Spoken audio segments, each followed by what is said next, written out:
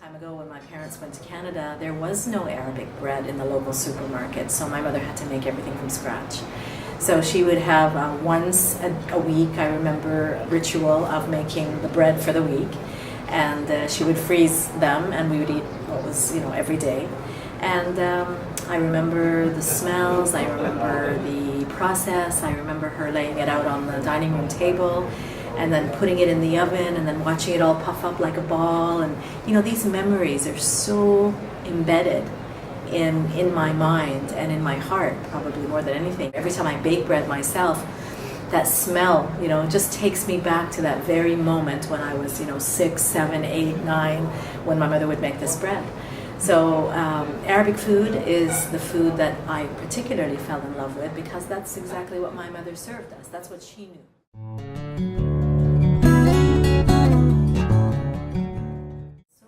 Flavor. So fresh always, because that's the way my mother cooked. Fresh ingredients, fresh herbs, legumes. Citrus is a big part of Arabic cuisine.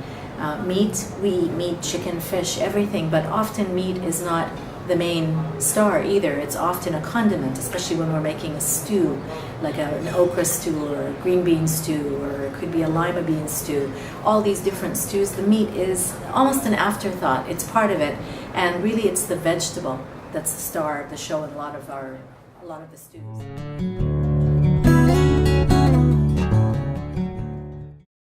Culture is your grandmother, it's your mother. That's what food culture is. Everything stems from that. I mean, people don't just eat. You eat because there's a story behind it, there's a memory, there's a moment. Even religion has a lot to do with the way people eat. It dictates people's food choices, when, where, why. So it's an integral part of your day-to-day life.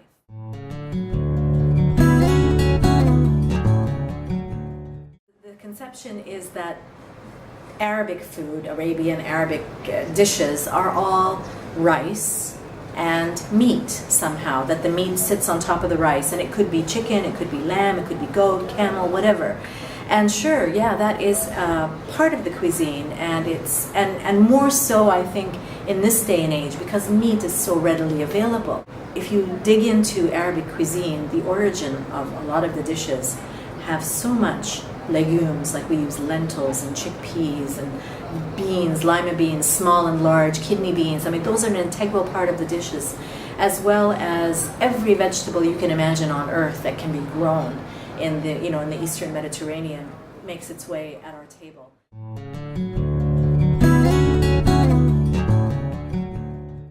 There are traditional dishes that are made a certain way because they've been made that certain way for the last 100 years. My mother makes it that way, my grandmother makes it that way, and she doesn't change it. That's the way it's made. Now, I like to shake things up a little bit, because I think things do sometimes need a makeover. Not because they're bad or they taste awful. No, I love it. I respect it. I respect the integrity of it, and I try to keep its authenticity. But it just may need a little something to brighten it up. Sometimes a squeeze of lemon, sometimes a squeeze of orange, I think it might benefit from, because it gives it that little citrusy sweet note that complements the sour note, for instance. I'll do that sometimes, or a little bit of zest. And again, I haven't distorted a dish. I like to think I've improved upon it somewhat by giving it a little different flavor. So that's that little twist that you talk about.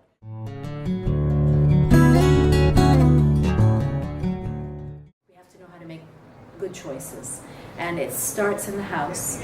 And I like to say it starts with cooking in the house, and discovering the love of cooking and the love of food is in your kitchen. It begins right there. So you can't take that for granted. And hopefully you'll instill those values in your home, and that when your child does eat outside, and they'll try things, but it won't be the norm. That'll just be, the detour. They'll test it, they'll try it, but if they've acquired a taste at home, like I did when I was young, to good food, quality, made by you, with love, then that food won't mean anything. Let them understand what it really tastes like, that this is it. It doesn't come in a styrofoam box, or from the frozen food section, and we just throw it in and bingo, it's a nugget. What's in there is scary.